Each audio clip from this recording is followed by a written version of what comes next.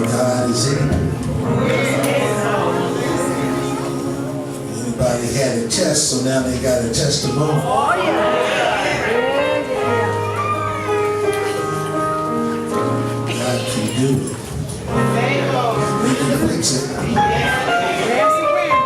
When you had a sore, when you were young, you had a sore, mama said, don't pick at it. Leave it alone.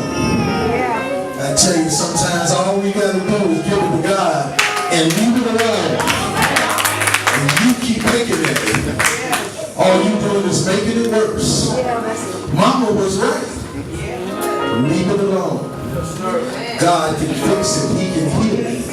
Can he do it? Won't he do it?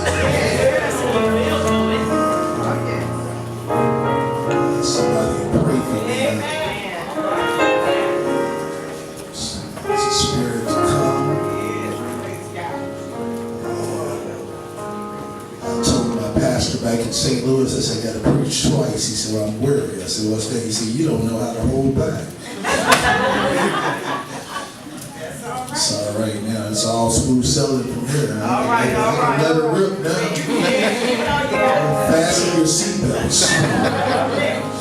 All right, we're gonna go ahead and get into the word. Thank you, Lord. To God be the glory.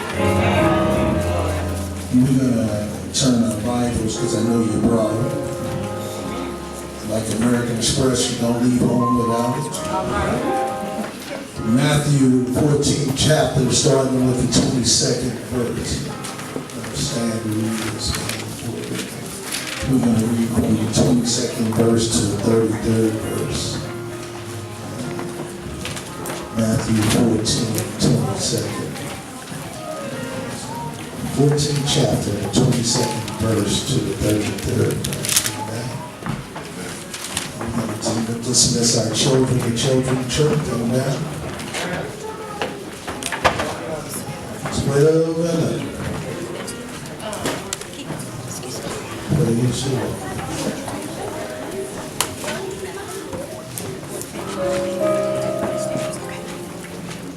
I think they got cookies down there. I'm going to go in here.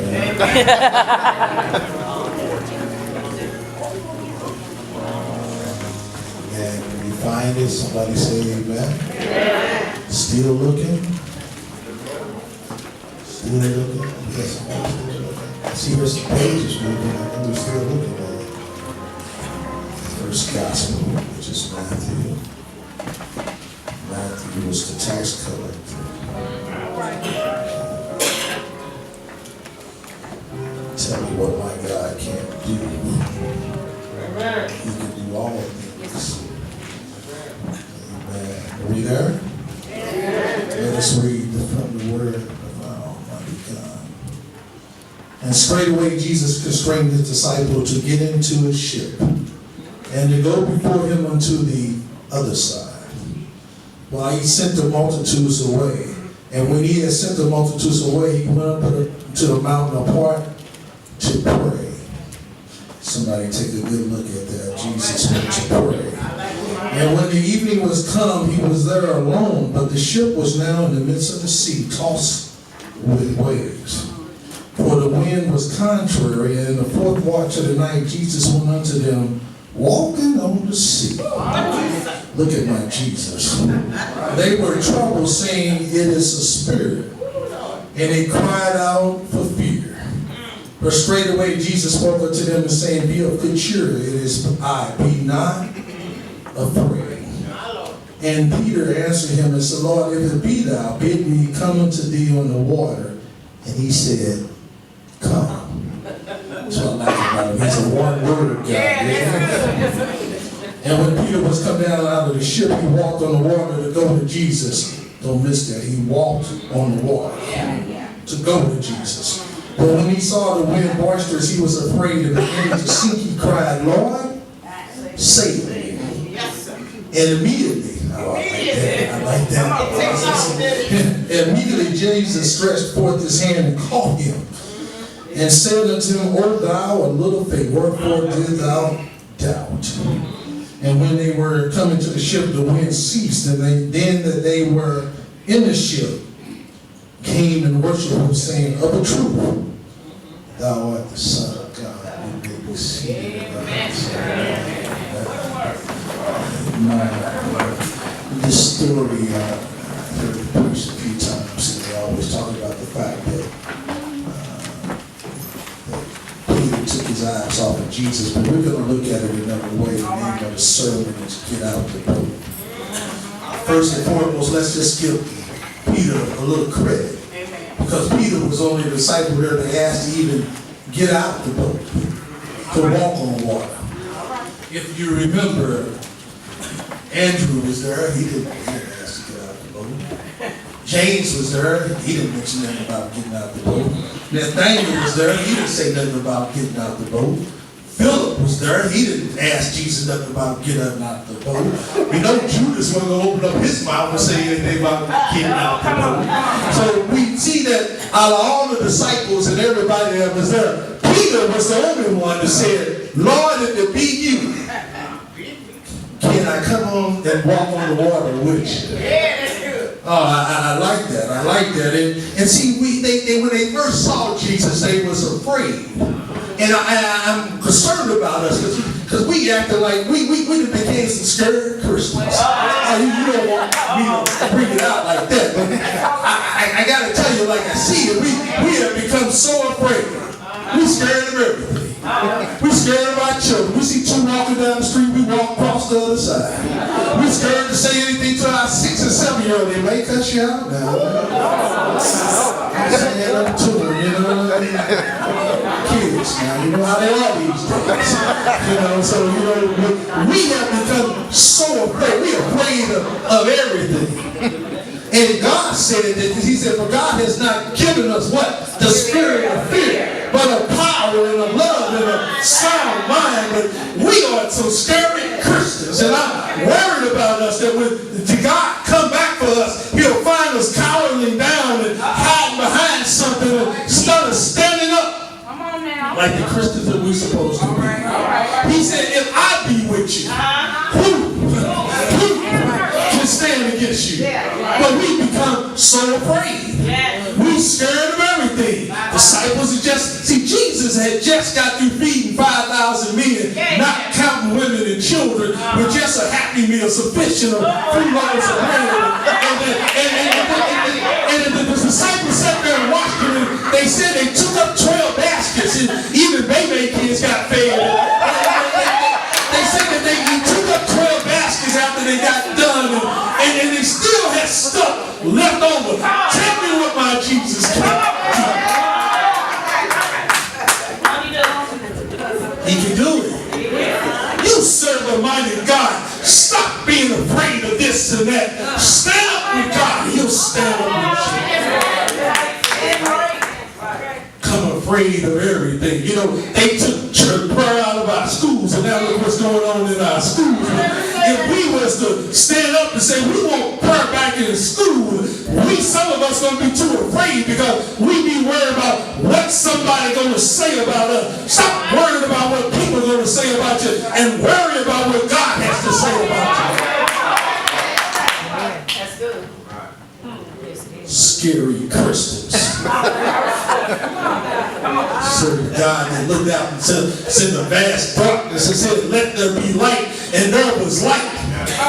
You serve a God that in 6 days created the heaven and the earth and put planets down. Now I know some of you believe in space creatures and all that, but the earth is the only place that's far enough away from the sun where when rain falls, stuff grows. There was animals in here for you to eat. There was plants here. And I know that some of you believe the stuff from outer space did all that. Some of you are evolutionists still think that we're not here, but back in St. Louis where I'm from, some think that it was a Big Bang theory. Well, what caused the Big Bang?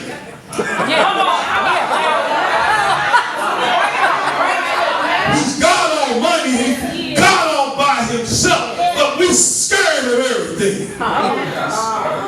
Let me say this too. Faith and fear can't exist in the same time. I'm going to say that one more time. You can get that. Faith and fear cannot exist in the same heart. Either your heart is full of faith and drove out fear, or it's full of fear and throw out faith. But you can't have it both ways. Faith and fear can't. What is faith? Faith is the substance of things hoped for. The evidence.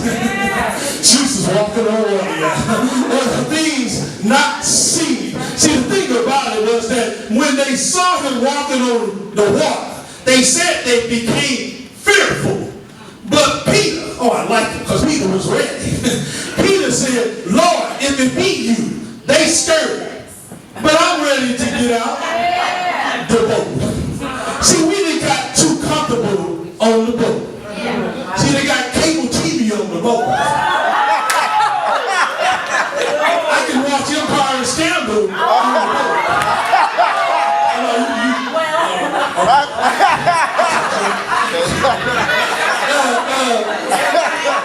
I got a lazy boy easy chair on the boat. If it gets too hot, I can turn the thermostat, it'll cool down on the boat. Yeah. And if it gets too cold, I can turn it up and the heat comes on. Let me break it down. Water is H2O. There's 2 part hydrogen and 1 part oxygen. It's a liquid. If I throw a rock in the water, it sinks. What it look like me trying to walk. Trying to do the impossible. But Jesus makes the impossible possible. See, we're sitting on our blessing. We're sitting on our ministry because we're afraid to get out the boat. You know, and see, God did already told some of you. He only told you one word. He told you to come. You did already spoke in your spirit and said, Lord, I want to build a shelter for abused women. And he said, come. Some of you said, I want to feed children that are hungry in the school. And he said, come. Some of you said that, and see, that's the other thing. Stop asking God for little stuff. Stop asking God for you a new couch. I need another flat screen TV, Lord. You know I need another flat screen TV. Go buy yourself a flat screen TV on the couch. Ask God dear God, give me the strength to end this violence on the street. Lord, give me the strength to create a cure for cancer. Lord, give me the strength and the courage to change this world, to make a dent in this world. To change and make the impossible possible. But I first gotta get out the boat. Oh no, we comfortable on the boat. It's safe on the boat. I can turn the alarm system on the boat. Ain't nobody gonna bother me on the boat. But Peter, impetuous Peter who spoke out the term Peter, said, Lord, if it be you, bid me to come on out. And it said in the scripture that Peter got out the boat and started walking on water. You can do it. But see, some of us need a 10-page letter from somebody saying it's okay to do it. Some of us need to call all our cousins, aunties, uncles, and sisters and say, I'm thinking about starting this ministry. God placed in my heart. What do you think? Well, God had already told you what to do. Why are you calling them unless they're going to come and help you build this? He already said, come. But you scared to get out of the boat. You need all the check marks checked. And for you to make a move and do anything. But I tell you, he did already blessed you. He did already strengthen you. He did already encourage you. He just waiting on you. Because you would just tell him what I want, he can give it to you. Barack Obama. He got out the boat. Now, my mother been dead since 1982, but I'll never forget, she told me you'll never see a black man in the White House. He tell me what my God do. He tell me the story that when he woke up in the middle of the night, told his wife, I'm going to be president. She said, baby, go back to sleep. But Barack Obama, and this ain't political, but he had to get out the boat. He had to believe that the impossible can be possible. From the slave house to the White House, we can step up. We can do all things through Christ that strengthened us. But you say them words, but you don't stand up and live behind those words. God wants us us to get out the boat. It's too comfortable there, though, y'all say. It looks pretty rough out there on those seas. No. No, I think I'm just going to sit here on the boat. That's not what he wants. He can give each and every one of you an assignment. Do you know that? Each and every one of you got an assignment. The thing is you can do the assignment. You know what the school teacher said, here's your assignment. But some of us ain't turning it in. We just walking on, we just leaving it there. Because we're afraid. We're fearful to get out the boat. But faith comes by hearing and hearing the word of God. I tell you that it's impossible to please God without faith. And some of us don't worry about that. We're just afraid to make a move. If Barack Obama hadn't got out of the boat, he'd still be a senator or whatever else. He'd be retired probably now. He probably would have re-elected him. But he felt enough faith in something. He had to believe in something. And let me say this about faith. Faith is based on what the object of your faith is in. If your faith is based on your money, when your money runs out, your faith runs out. If your faith is based on your job, when your job runs out, your faith runs out. Faith is based on that relationship. And when the relationship runs out, you run out, they run out. That's all faith. But our faith is built on nothing less than Jesus the Christ. And if your faith is in him, what can't you do? Is there anything too hard for the God that Jesus? He can do all things. And you are one of his children. You've been adopted after the Father has adopted you in the faith. And now that you have got full rights and privileges, what we do with all this power? We stay on the boat.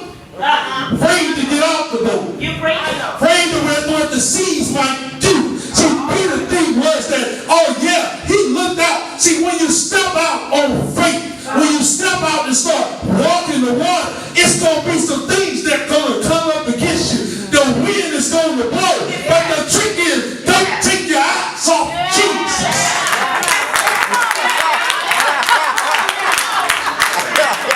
I think I feel like preaching this now. The receipts, I started the business, and the business didn't do good last week. Don't take your eyes off Jesus. And I just started I wanted to build that shelter for women, but this person say no. Don't take your eyes off Jesus. You see, he had already made your way. He had already guided your path. All you got to do is put one foot out on that water and follow it up with the other.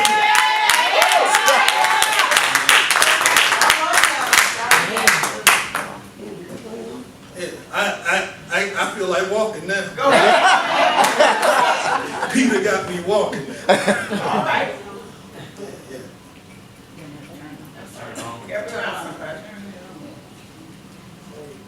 There you go. Yeah, I know it.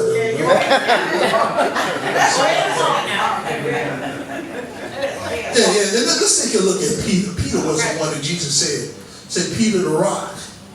I'm going to build my church on you. And the gates of Hades would not overthrow it. Peter. It was Peter that was walking with Jesus, and Jesus asked him, said, who do they say I am? And he said, some this, some that. He said, who do you say? Peter said, you are the Christ, the Son of the living God. That was Peter that did that. And it was also Peter that when Jesus told his disciple what was about to happen, and he came out of the Garden of Gethsemane, and he told him what was going to happen to him, and Peter said, no. He said, I'm going to be crucified, but don't worry, I'm going to be resurrected, come back. Jesus said, no, come on, Jesus. Now, I'm your boy. I got your back. We ride together. We die together. You ain't got to worry about me. And it was Peter that Jesus looked at and say, Peter, Satan's going to sift you like wheat. But don't you worry. Because when he was up in the mountain, he was praying for Peter. And so when Peter denied him 3 times, and the rooster crowed, they say Peter went out and cried bitterly, because you know what he said? That was my boy. But I words, you know.